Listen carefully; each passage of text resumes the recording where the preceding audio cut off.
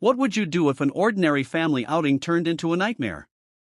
For Rosa Sinclair, a mother navigating the joys and challenges of pregnancy, a trip to the amusement park with her husband and young son became a battle for dignity, justice, and survival.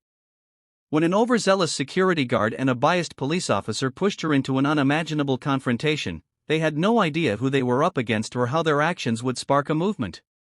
But what happened next? How did one family's courage lead to a fight for accountability and change? Stick around because this story is one you won't forget. If you love stories that move you, challenge you, and inspire you, don't forget to subscribe to our channel. Together, let's explore more tales of resilience and hope. Now, let's dive in. The summer sun hung high, casting a warm golden hue over the sprawling Liberty Thrills amusement park. The air buzzed with life, laughter mingling with the hum of roller coasters, the sharp pop of balloons, and the savory aroma of kettle corn wafting through the breeze. It was the kind of day that seemed to promise joy and adventure. For Rosa Sinclair, the promise felt distant. Sitting in her wheelchair near the park entrance, she adjusted her hat to shield her eyes from the glare. Her hand trembled slightly as she reached for her water bottle, though she quickly steadied it. Glancing down at her son, Elliot, his small fingers gripped the armrest of her chair as he bounced on his toes, eyes wide with excitement. "Mommy, look," he exclaimed, pointing toward the towering Ferris wheel in the distance. "It's so big. Can we ride it first? Please?" Rosa smiled, though her lips quivered at the edges. "Of course, sweetheart." "First stop, Ferris wheel," she said, her voice light but tinged with effort. Her heart ached with love for her son. This day was for him a chance to escape, to just be a child, untouched by the worries of the world. The soft breeze did little to cool the beads of sweat forming on her brow. Rosa shifted in her chair, feeling the weight of her body settle uncomfortably. Her third trimester had brought complications, ones that made walking dangerous and left her confined to the wheelchair. Yet, despite the physical toll, she refused to let her condition define the day. "Marshall will meet us soon," she reminded herself, glancing at her phone to check the time. Her husband, ever the meticulous planner, had promised to join them as soon as he wrapped up a critical task at work. She didn't need to know the details. His role as an undercover FBI agent often left her with more questions than answers. All she knew was that Marshall would never let them down. Elliot tugged at her sleeve again, his face lit with uncontainable joy. "Come on, Mommy. Let's go before the line gets too long." Rosa laughed softly, pushing the wheels of her chair forward. All right, I'm coming," she said, her tone playful. But as they moved closer to the park's accessibility entrance, the vibrant sounds of the carnival seemed to fade, replaced by the steady pounding of her heart. The gate to the disability access lane was guarded by a man in a security uniform. He was tall and broad-shouldered, with a demeanor that screamed authority. His name tag read Rick Landon, but it wasn't his stature that unnerved Rosa, it was the sharp, scrutinizing look in his eyes as they landed on her. Rosa instinctively straightened her posture, gripping the wheels of her chair tighter. She forced a polite smile as they approached. "Good afternoon. We're here to use the accessible entrance," she said, her voice calm but firm. "I have my medical documents if you need them." Rick didn't return her smile. Instead, his gaze flickered between Rosa and Elliot, a slight sneer curling his lips. He muttered, his tone skeptical. "You sure you're in the right place? This entrance is for people who actually need it." The words hit Rosa like a slap. She inhaled sharply, steadying herself. "I am exactly where I'm supposed to be," she replied, her tone clipped but controlled. "Here's my documentation." She reached into her bag, pulling out a neatly folded set of papers. Her fingers trembled as she extended them, though she willed herself to appear unshaken. Rick barely glanced at the documents. "Yeah, we've seen these before," he said dismissively. "Anyone can get a doctor to sign off on something. Doesn't mean it's legit." Elliot's smile faltered as he looked up at his mother. "Mommy," he whispered, his voice small, unsure. Rosa placed a reassuring hand on his head, her touch gentle but firm. "It's all right, baby," she murmured, though her chest tightened. She turned back to Rick, her eyes narrowing. I don't appreciate the implication. I have every right to be here. Rick folded his arms across his chest, his stance unyielding. Well, we've had a lot of people try to take advantage lately, he said. You'd be surprised what folks will do for a little special treatment. Rosa's composure began to crack. This isn't special treatment, she said, her voice rising slightly. This is basic access, and I'm not here to argue. I'm here with my son to enjoy the park, just like everyone else. Rick's sneer deepened. Maybe you should enjoy it from the regular line then, he said, his tone dripping with condescension. This lane is for people who can't manage without it. Rosa's heart pounded in her chest, anger and humiliation warring within her. Around them, passers-by began to slow, their curious glances adding to the weight of the moment. She glanced at Elliot, who was now gripping the armrest of her chair tightly, his small face etched with worry. Her voice shook, but she stood her ground. I am not leaving this lane, she said firmly. If you have an issue, feel free to call someone higher up. Rick raised an eyebrow, his expression almost amused. Oh, I'll call someone, he said, reaching for the radio clip to his belt. Let's get this sorted out the right way. As Rick barked into his radio, Rosa felt the eyes of the growing crowd pressing on her like a physical weight.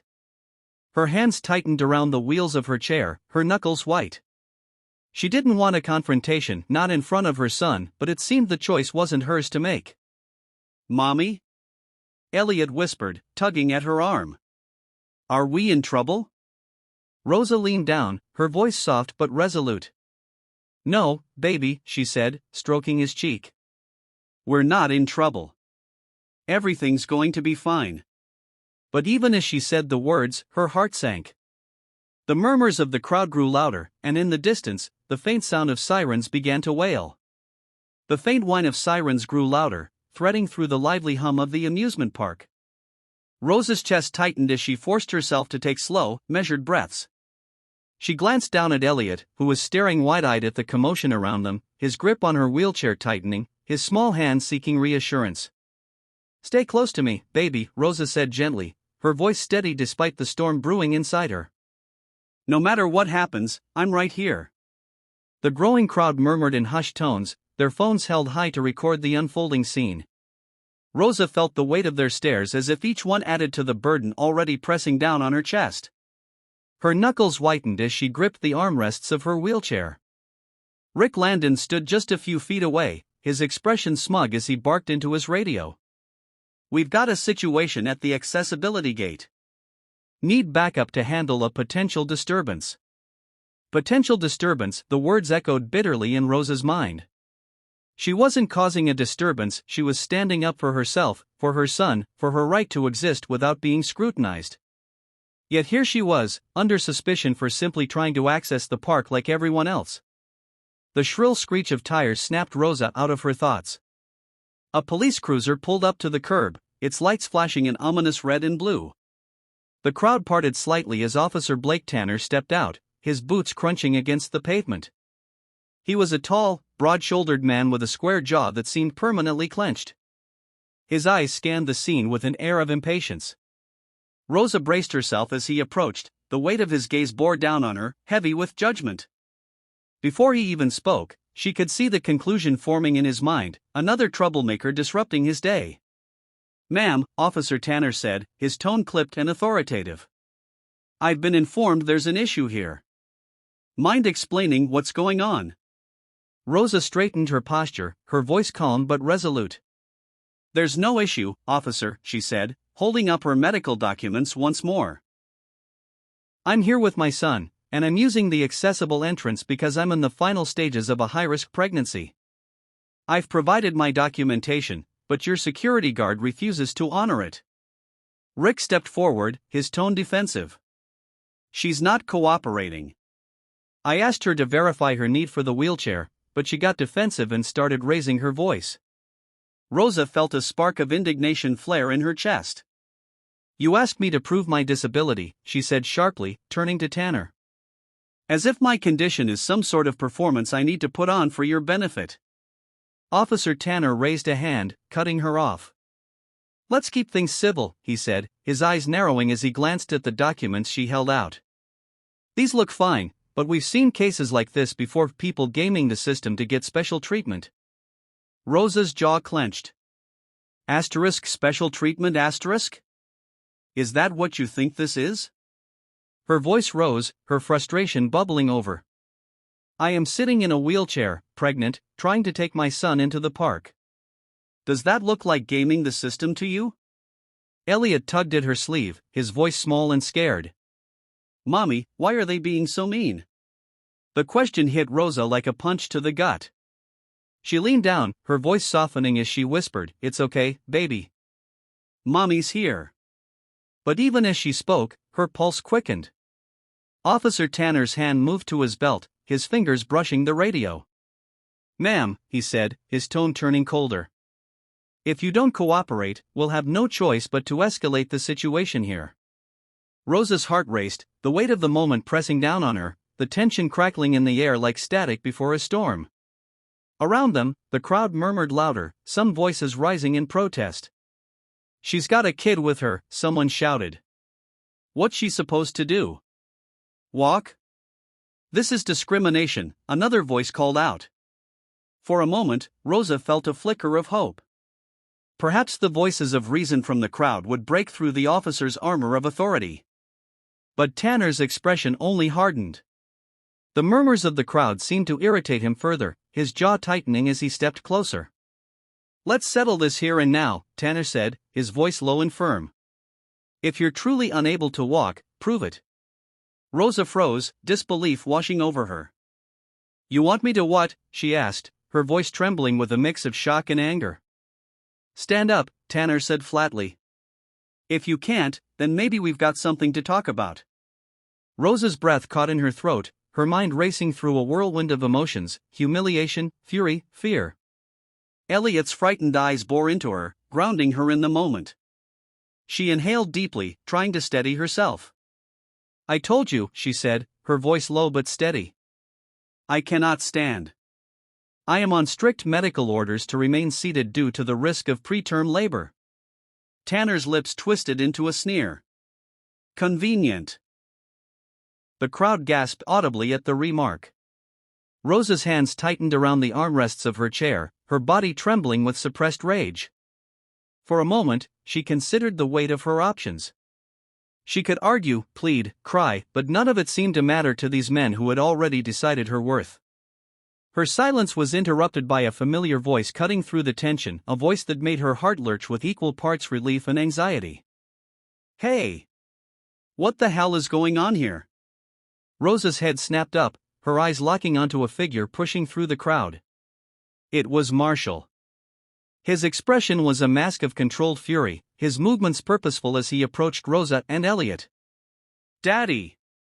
Elliot's face lit up with recognition, his small voice rising in relief. Marshall's presence felt like a lifeline, but Rosa's pulse quickened with apprehension. She knew her husband well, knew the fire that burned in him when his family was threatened. The situation was already a powder keg, and Marshall was the spalm. Marshall Sinclair pushed through the crowd, his sharp, commanding voice cutting through the murmurs and gasps. His broad shoulders parted the sea of onlookers as his piercing gaze zeroed in on Rosa and Elliot. Every muscle in his body was taut, his fists clenched at his sides. To anyone watching, he radiated an unspoken warning: "Don't mess with my family." Elliot's small cry of "Daddy" rang out, tugging at Marshall's heart. Rosa looked up at him, her face a mix of relief and exhaustion, though her eyes held an unyielding determination. She was trying to be strong, for Elliot, for herself, but Marshall could see the strain behind her calm facade. Officer Tanner turned toward the approaching man, his brows furrowing as if irritated by yet another interruption. "Sir, I need you to stand back," Tanner barked, raising his hand to stop Marshall's advance. "We're handling a situation here." Marshall didn't slow. His voice, low and steady, carried the weight of authority. "Handling it? Is that what you call harassing a pregnant woman and terrorizing a child?" He stopped just a few feet from Tanner, his towering presence dwarfing the officer's already tense posture. Tanner's expression hardened, his lips thinning as he glanced at Rosa and then back at Marshall. "Sir, I'm going to need you to calm down. Interfering in a police matter won't help anyone. Marshall took another step forward, his jaw tight. Interfering? That's my wife and son you're threatening, so yeah, I'm damn well going to interfere. Rosa reached out, her fingers brushing against Marshall's hand in a silent plea for restraint. Marshall, she murmured, her voice soft but weighted with urgency. She knew the fine line he walked, the thin thread between justice and escalation. Tanner's eyes flicked to the crowd, now buzzing with a mix of outrage and curiosity. Several phones were pointed in their direction, capturing every word, every movement. His jaw twitched, irritation flashing in his eyes. "Look," Tanner said, his tone shifting to something resembling forced patience. "We're trying to verify her claim. She's refusing to cooperate." Marshall's gaze darkened, the fire in his chest roaring to life. Refusing to cooperate? She's sitting in a wheelchair, pregnant, and holding medical documents. What more do you want? A blood test? An act of Congress? Rick Landon, who had been watching smugly from the sidelines, chimed in. We've had people try to pull stunts like this before. Can't be too careful. Marshall's head snapped toward Rick, his voice cutting like a blade. Stunts? Do you have any idea what she's been through? The complications? The sleepless nights? Don't you dare reduce her to some stereotype you've cooked up in your head. The crowd murmured louder, their support for Rosa and Marshall growing with each passing moment. A young woman near the front shouted, "They've done nothing wrong. Leave them alone." Tanner's face flushed red, his hand hovering near the cuffs on his belt. "Sir, if you don't back off, I'll have no choice but to detain you for obstruction." Marshall's laugh was cold, humorless. Obstruction? He reached into his jacket pocket, pulling out a leather badge holder. Flipping it open, he held it up for Tanner and the entire crowd to see. "I'm an FBI agent," Marshall said, his voice resonant with authority. "So go ahead. Try to detain me. Let's see how that plays out." The air seemed to freeze. Tanner's eyes locked onto the badge, his expression shifting from anger to a flicker of uncertainty. The murmurs in the crowd grew louder, punctuated by gasps and whispers of disbelief. Rick Landon, however, scoffed. "That badge doesn't mean squat here," he said. "You're not above the law." Marshall's eyes narrowed. "Neither are you. And what you're doing right now? That's called harassment. It's called abuse of power, and I promise you, you're going to answer for it." Tanner's hand dropped from his belt, his posture stiff. The weight of the badge and the attention of the growing crowd seemed to press down on him. He glanced at Rick, whose smug confidence had begun to waver. Elliot, who had been clinging to Rosa's leg, looked up at his father with wide, tearful eyes. "Daddy, are they going to take Mommy away?" His voice trembled, his small hands clutching tighter.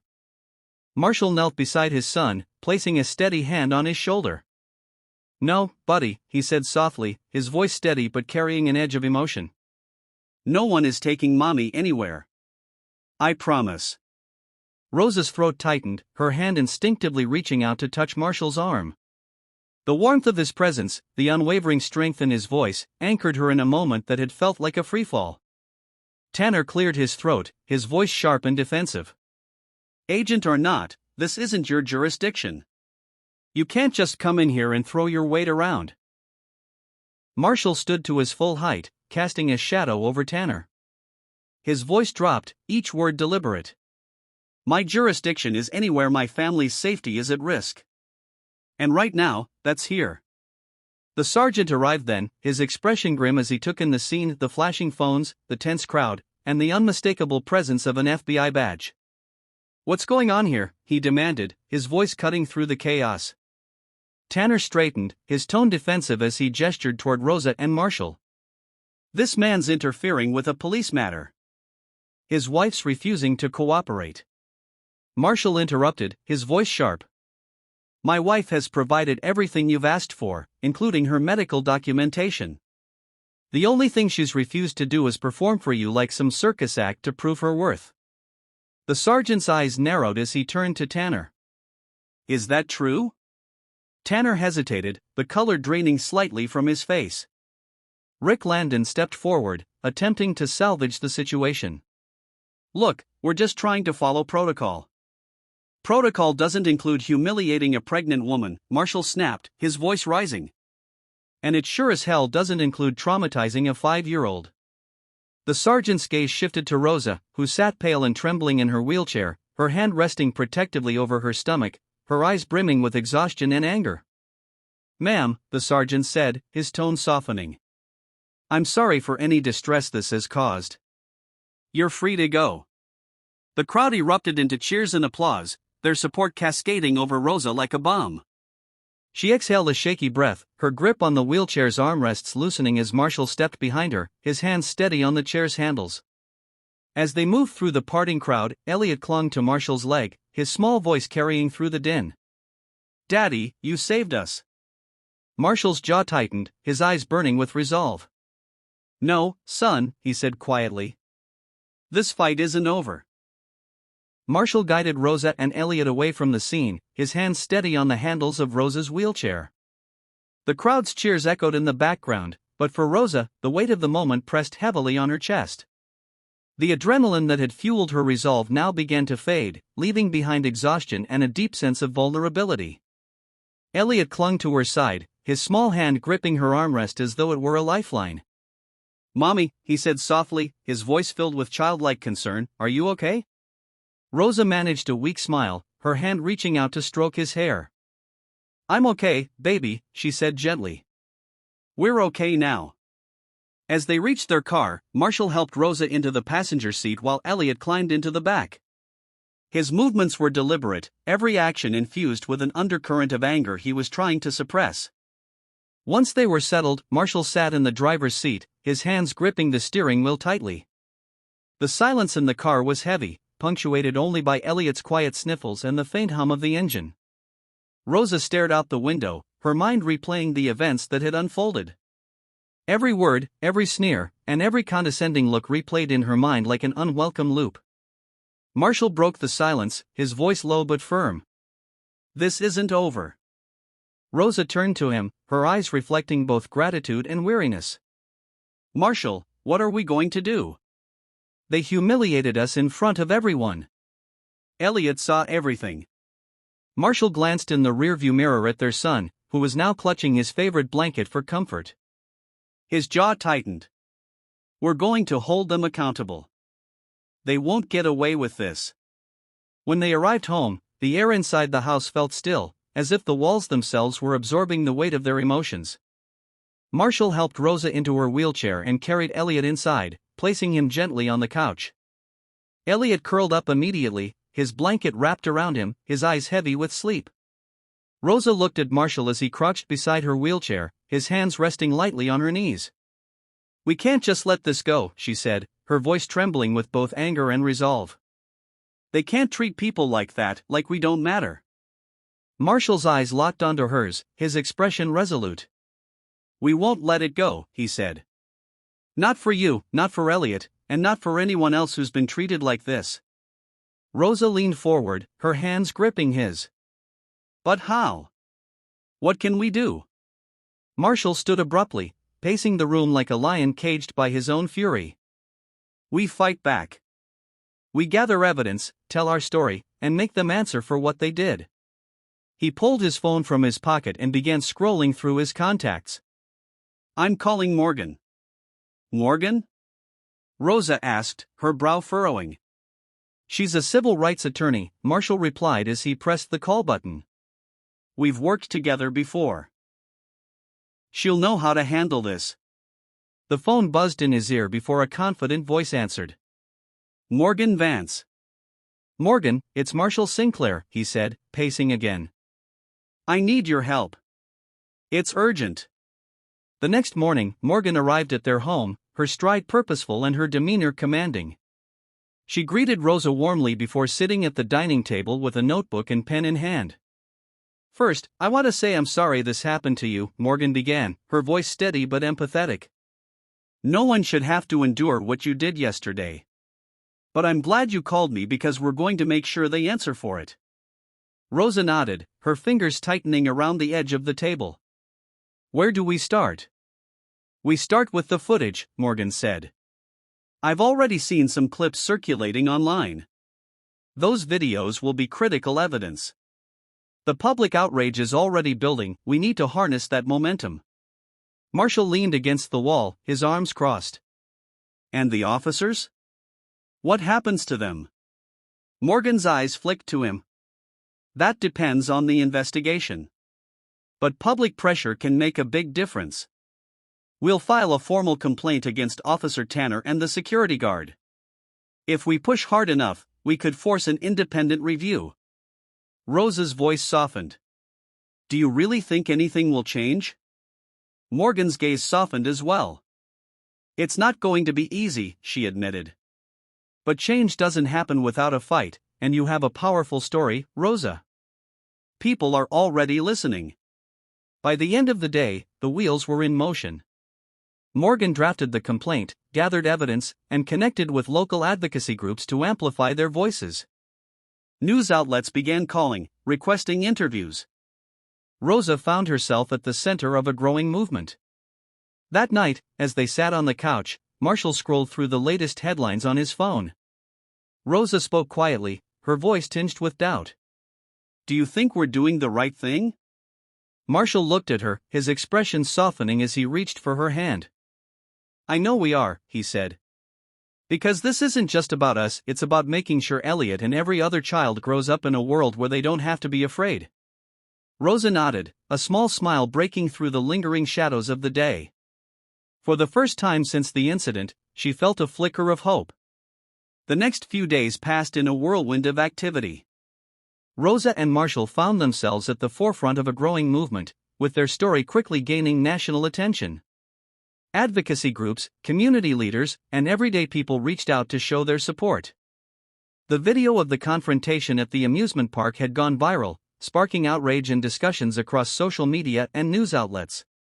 Rosa sat at the dining table, her laptop open in front of her. She scrolled through an article titled "Pregnant Woman Harassed by Officer at Amusement Park Sparks National Outcry." The words felt surreal, as though they described someone else entirely. Her name and image were now tied to a fight she hadn't asked for but couldn't ignore. Marshall entered the room, a steaming cup of coffee in his hand. Anything new? He asked, his tone calm but tinged with tension. Rosa shook her head, closing the laptop with a sigh. More of the same, she said. People are talking about it, but I don't know if it'll lead to anything real. Marshall placed the coffee in front of her and sat down across the table, his gaze steady. It's already real, he said firmly. Look at how many people are standing behind us. This isn't just about what happened to you. It's about everyone who's ever been silenced. Her lips curved into a faint smile. You always know what to say. Not always, he admitted, his voice softening. But I mean it this time. The doorbell rang, interrupting their conversation. Marshall glanced at Rosa before heading to answer it. Through the window, he spotted Morgan standing on the porch, a briefcase in one hand and a determined expression on her face. Morning, she said as Marshall opened the door. I've got updates. Marshall led her into the dining room, where Rosa greeted her with a nod. Morgan set her briefcase on the table and opened it, pulling out a folder filled with documents. The formal complaint has been filed, Morgan began, her tone businesslike but tinged with optimism. And thanks to the videos, the police department has announced an internal investigation into Officer Tanner's conduct. They've placed him on administrative leave pending the outcome. Rosa's eyes widened slightly. That's something, she said cautiously. But will it actually lead to change, or is this just damage control? Morgan's expression softened. It's a step, a small one, but it's more than most cases like this get. The public pressure is making a difference. Marshall leaned forward, his elbows resting on the table. And what about Rick Landon, the security guard? Morgan nodded. The amusement park has launched its own investigation. They're feeling the heat, too. Public opinion matters to businesses, especially ones that rely on families. Rosa exhaled slowly, the tension in her shoulders easing just a fraction. What about us? What's next? Morgan folded her hands over the folder, her voice steady. Next, we keep the momentum going. The more attention this gets, the harder it'll be for them to sweep it under the rug. That means media appearances, rallies, and staying visible. Are you ready for that? Rosa hesitated, her fingers tracing the edge of her coffee mug. I don't know if I'm ready, she admitted. But I know we have to do it.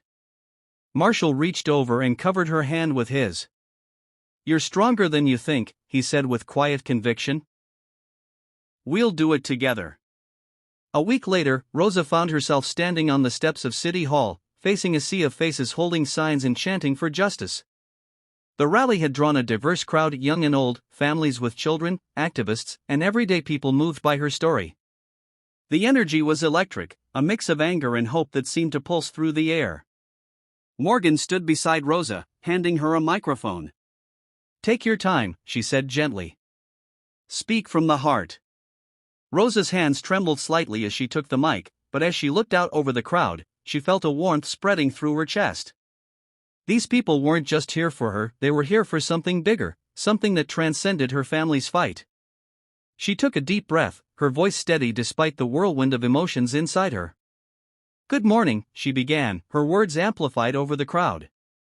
My name is Rosa Sinclair, and I never expected to be standing here today. I never expected my family's trip to the park to turn into a fight for dignity and justice. But here we are. The crowd quieted, hanging on her every word. What happened to me, what happened to my son, should never happen to anyone, Rosa continued, her voice growing stronger. But the truth is, it happens all the time. Maybe not in parks, maybe not in wheelchairs, but in ways that leave people feeling less than human, questioning their worth and wondering if they belong. Her gaze swept over the crowd, landing briefly on Marshall, who stood near the edge with Elliot in his arms. Their presence grounded her, giving her the strength to press on. This isn't just my fight, she said, her voice trembling with emotion. It's ours. It's for every person who's ever been silenced, dismissed, or ignored. For every child who's watched their parents struggle to prove their worth. And for the future, we want to build a future where no one has to fight for their right to exist. The crowd erupted into cheers, their applause rolling like thunder.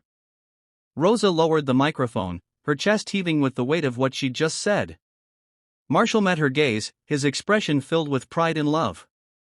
That evening, as they sat together in the quiet of their living room, Rosa rested her head on Marshall's shoulder. Elliot was asleep in his room, clutching his favorite blanket, while the faint glow of the television played in the background. I didn't think I could do it, Rosa admitted, her voice soft. But I'm glad I did. Marshall kissed her forehead gently. You didn't just do it, he said. You inspired people. You gave them something to believe in. Rosa smiled, her heart swelling with a mixture of exhaustion and hope. For the first time since the incident, she felt a fragile sense of peace, a resolution that, while delicate, was firm in its purpose. The following morning, Rosa woke to the sound of her phone buzzing incessantly on the nightstand. Her eyes, heavy from the weight of the past weeks, opened slowly as she reached for the device. The screen glowed with a flurry of notifications, texts, emails, and missed calls. But it was the message at the top that caught her attention. Have you seen this? It read, accompanied by a link. Rosa sat up, her heart quickening as she tapped the link. It opened to a video already boasting millions of views. The thumbnail alone made her breath catch, her own face caught mid-confrontation, with Elliot's tear-streaked expression visible just below her. The title read, Pregnant Woman Harassed at Amusement Park, Family Stands Tall Against Injustice. The video began to play, a carefully edited montage of footage captured by bystanders during the incident. Every moment was punctuated by captions highlighting the injustice and the strength Rosa had shown in facing it. The video ended with a poignant shot of Marshall standing tall behind Rosa's wheelchair as they left the park, the crowd cheering around them. Rosa lowered the phone, her fingers trembling. Seeing herself and her family turned into symbols of a larger movement was overwhelming. The world's lens had magnified everything they'd endured, and there was no turning back. Marshall entered the room, his brow furrowed as he held his own phone. Rosa, he said, his voice tinged with urgency, it's everywhere.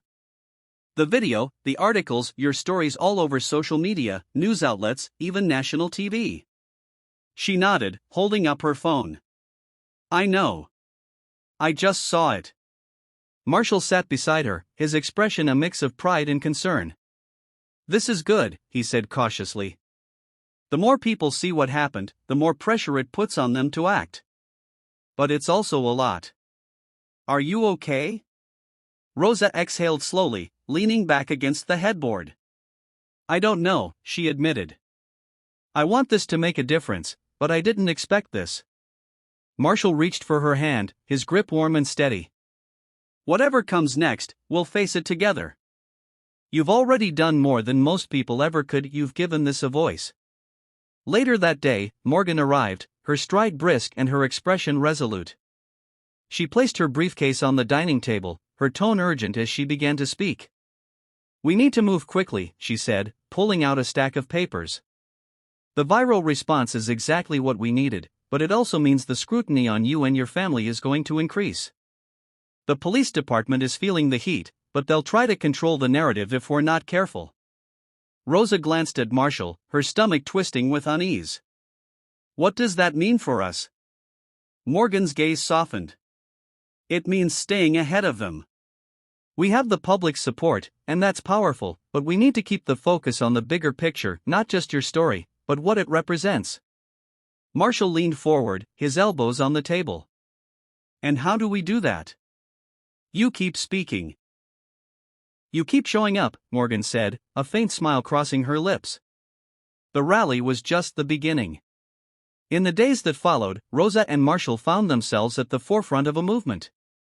They were invited to speak on morning shows, news panels, and community forums. Rosa's voice, once hesitant and unsure, grew stronger with each appearance. She spoke not only of her own experience but of the systemic issues that allowed it to happen, weaving her story into a tapestry of shared struggles and collective hope. Elliot, too young to fully understand the gravity of it all, watched from the sidelines. His innocent questions often served as poignant reminders of what they were fighting for. One evening, as Rosa prepared for an interview, he tugged at her sleeve. Mommy, he asked, his wide eyes earnest, are the mean people gone now? Rosa knelt down, her hands gently cupping his small face. Not yet, sweetheart, she said softly. But we're making sure they can't hurt anyone else. Elliot tilted his head, his expression thoughtful. Can I help? Her throat tightened at his words, a lump forming as she pulled him into a hug. You already are, she whispered, just by being you. The tipping point came a week later when the police department held a press conference to address the incident. The chief of police, flanked by Officer Tanner and other officials, stood behind a podium, his face grim.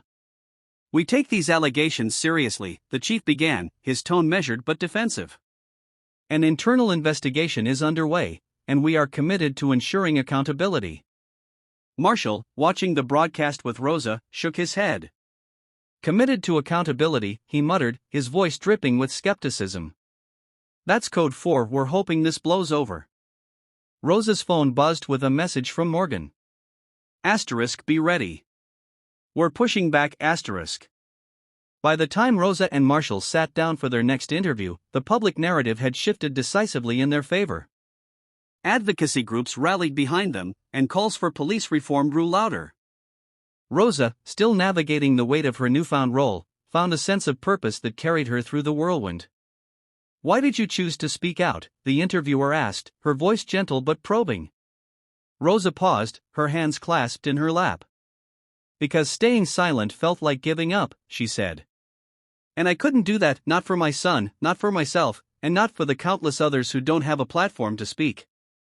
The interviewer leaned forward. What do you hope will come from this? Rosa's gaze turned resolute. Change, she said simply. Real change. Not just for me, but for everyone who's ever been made to feel less than human. This fight isn't just mine, it's ours. Her words echoed through the studio, the silence that followed heavy with meaning.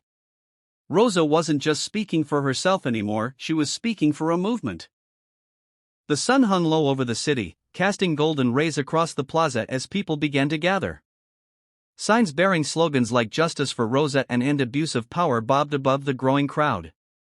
The hum of voices, the shuffle of feet, and the occasional chant created a symphony of determination. This wasn't just another rally, it was a call to action, a demand for accountability.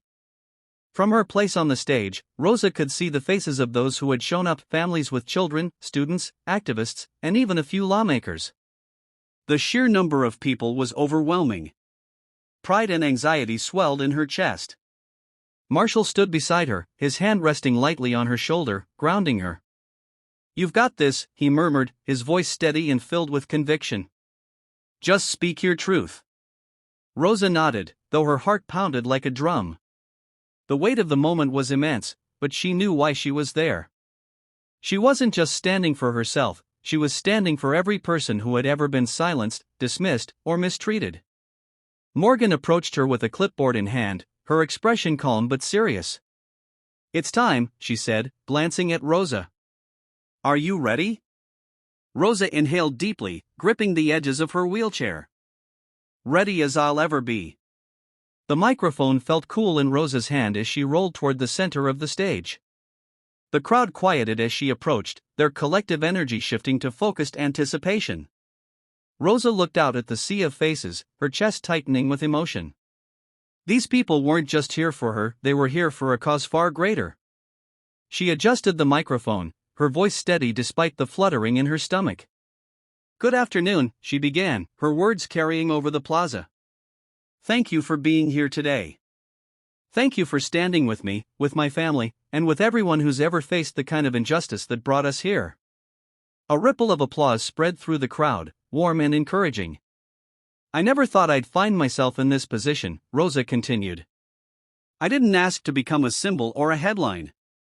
I'm just a mother, a wife, and a person who wanted to take her son to an amusement park. But what happened that day made it clear that this isn't just about me, it's about something much bigger." She paused, her gaze sweeping over the crowd. The faces before her were a patchwork of emotions: anger, hope, determination, all united by a shared purpose. "What happened to me isn't unique," Rosa said, her voice firm. "It's a reflection of a system that too often fails to see the humanity in the people it's meant to serve. It's a reminder of the work we still have to do to ensure that dignity and respect aren't privileges, they're rights." The crowd erupted into cheers, their voices carrying a wave of support that filled Rosa with renewed strength. She tightened her grip on the microphone, her words flowing with growing confidence. "I'm here today because I refuse to be silent," she said. "I refuse to let my son grow up in a world where this kind of treatment is accepted as normal. And I know I'm not alone. Together, we have the power to create change, to demand accountability, to dismantle the biases that perpetuate injustice, and to build a future where no one has to fight for their right to exist." The crowd's applause thundered through the plaza, the energy palpable. Rosa glanced back at Marshall, who gave her an encouraging nod. She turned her attention back to the audience, her voice steady but filled with emotion. "This fight isn't easy," she said, her tone softening. "It's exhausting. It's painful. And sometimes it feels impossible. But every person here today proves that it's worth it. Your voices, your presence, it all matters. And together, we can make sure this moment becomes a movement." The applause swelled again, and Rosa felt a lump rise in her throat. She hadn't anticipated the overwhelming wave of support, but it filled her with a sense of hope she hadn't felt in weeks. As the cheers began to subside, Rosa stepped back from the microphone, her hands trembling slightly. Marshall stepped forward, his steady presence beside her a source of comfort. The next speaker, a community activist, approached the mic, seamlessly continuing the rally's momentum. Backstage, Rosa leaned into Marshall's side, her energy drained but her spirit lifted. "I think it went okay," she said quietly, a faint smile playing on her lips. Marshall wrapped an arm around her, his voice soft but full of pride. "You were incredible. You made them feel it, Rosa. That's what matters." Morgan joined them, her expression alight with satisfaction. "The crowd was electric," she said.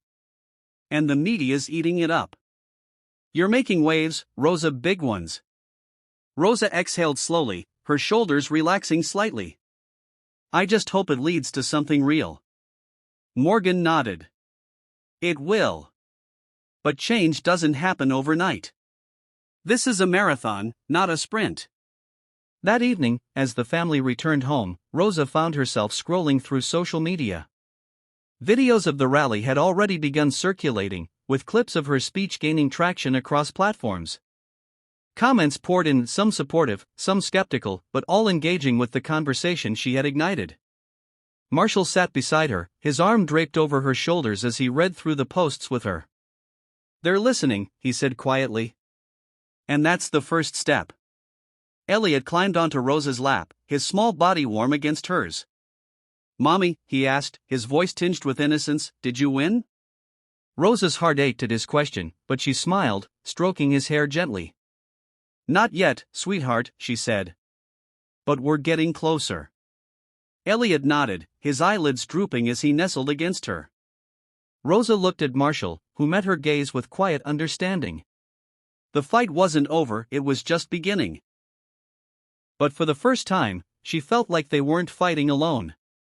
The air inside the courthouse was thick with tension. Every seat in the gallery was filled, reporters with notepads and cameras, community members, and supporters who had rallied behind Rosa and her family. Rosa sat at the plaintiff's table, her hands clasped tightly in her lap. Beside her, Marshall leaned forward slightly, his presence as solid and reassuring as ever. The courtroom murmurs quieted as the judge entered, his robes flowing as he took his seat at the bench.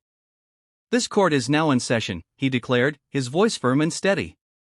Rosa's heart pounded as the first proceedings began.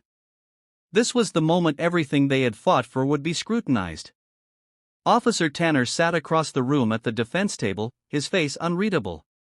Rick Landon, the security guard, was seated a row behind Tanner, his gaze darting nervously around the room. Morgan rose, her sharp suit and calm demeanor commanding the room's attention. "Your Honor," she began, addressing the court, "this case is not simply about one isolated incident. It is about systemic issues of abuse of power, discrimination, and the refusal to grant basic human dignity. What happened to my client, Rosa Sinclair, is emblematic of these failures. Today, we will show not only the injustice she faced but also the urgent need for accountability." As Morgan presented her opening arguments, the courtroom fell silent, her words resonating with clarity and conviction. She methodically outlined the events of the amusement park incident, referencing both eyewitness accounts and the viral video footage. The screen lit up with clips captured that day, each moment magnified for the jury and audience. Rosa couldn't bear to watch the screen. Hearing her voice tremble as she tried to assert herself, seeing Elliot's frightened face, it brought the humiliation and fear flooding back. She reached out under the table, and Marshall's hand found hers, squeezing gently. When it was Officer Tanner's turn to take the stand, his defense attorney attempted to frame his actions as a misunderstanding. "I was merely following protocol," Tanner claimed, his voice defensive. "It wasn't my intention to escalate the situation." Morgan rose for cross-examination, her tone sharp and unrelenting. "Officer Tanner," she began, pacing deliberately, "you stated that you were following protocol. Can you clarify which specific protocol authorized you to grab a pregnant woman's wheelchair and demand that she prove her disability by standing?" Tanner shifted uncomfortably in his seat. It's about ensuring the proper use of accessibility resources," he said haltingly. "Ensuring proper use by humiliating a woman in front of her child in a growing crowd?" Morgan pressed. "By dismissing her medical documentation and escalating the situation unnecessarily?" Tanner's jaw tightened, but he had no response. Morgan let the silence hang in the air before continuing. "Would you agree that your actions that day caused harm to Mrs. Sinclair and her family?" Tanner hesitated, his silence speaking volumes. Rick Landon's testimony fared no better. His smug confidence from the day of the incident had vanished, replaced by visible discomfort as Morgan dismantled his narrative. When asked about his dismissive remarks and refusal to honor Rosa's documentation, Landon stammered out weak excuses, further damaging the defense's case. Witnesses who had been present at the park were called to testify. Their accounts painted a vivid picture of the incident: Rosa's calm yet firm demeanor, Officer Tanner's hostility, and Rick Landon's condescension. The crowd's growing outrage was recalled, along with the moment Marshall intervened, revealing his FBI credentials to protect his family. As the trial progressed, Rosa found herself oscillating between hope and fear. She wanted to believe justice would prevail, but the system had failed so many before her. Marshall remained her anchor, his quiet strength giving her courage. The judge called a recess before final arguments, allowing Rosa and Marshall a brief moment of reprieve outside the courtroom. Rosa leaned against a marble column in the hallway, her hands trembling. "I don't know if I can sit through the rest of this," she admitted, her voice barely above a whisper. Marshall stepped closer, his hand resting on her shoulder. "You've made it this far," he said gently. "You stood up, not just for yourself, but for so many others. That takes more strength than anyone in there will ever understand." Rosa looked up at him, her eyes glassy but resolute. "I just want it to mean something," she said. "For Elliot. For everyone watching." "It already does," Marshall assured her. When the court reconvened, Morgan delivered a closing argument that electrified the room. "What happened to Rosa Sinclair and her family is not an anomaly," she said, her voice rising with passion. "It is a reflection of a system that too often prioritizes power over people. But today, you have the power to say enough, to demand accountability, to affirm that every individual deserves dignity and respect." The defense's closing argument fell flat in comparison, riddled with weak justifications and vague appeals to procedure. By the time the jury retired to deliberate, the mood in the room was charged with anticipation.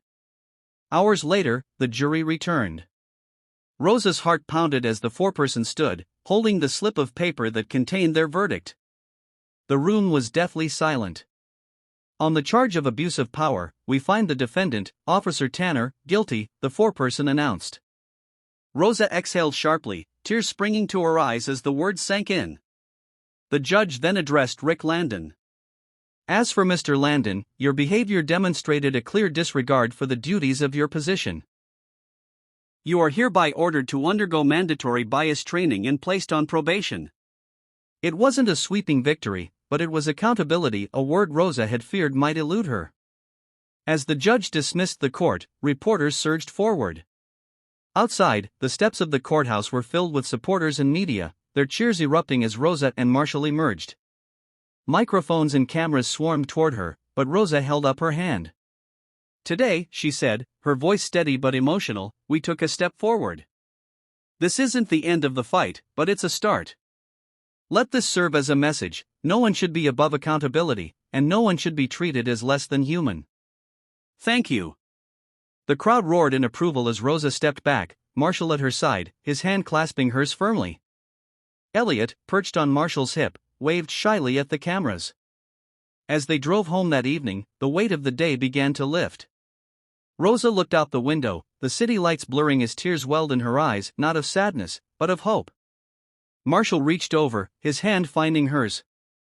"You did it," he said softly. Rosa shook her head. "We did it," she corrected. "Together." In the weeks that followed, the case's momentum rippled outward.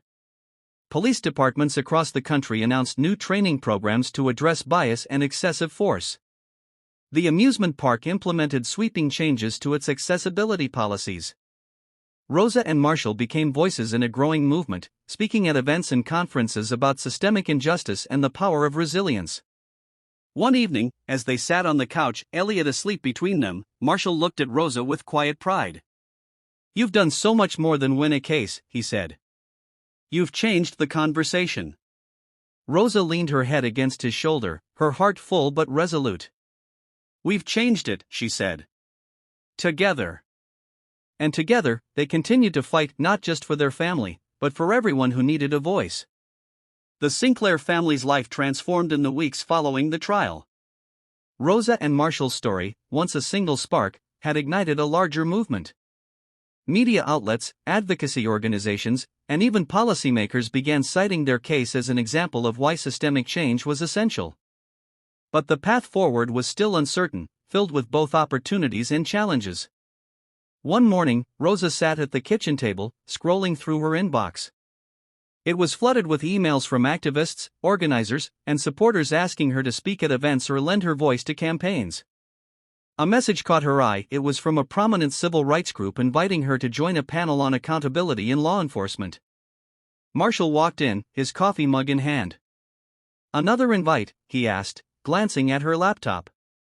Rosa nodded, her expression conflicted. "This one's big," she said. "But it's overwhelming, Marshall. I didn't sign up for this. I just wanted to take Elliot to the park." Marshall set his mug down and sat beside her.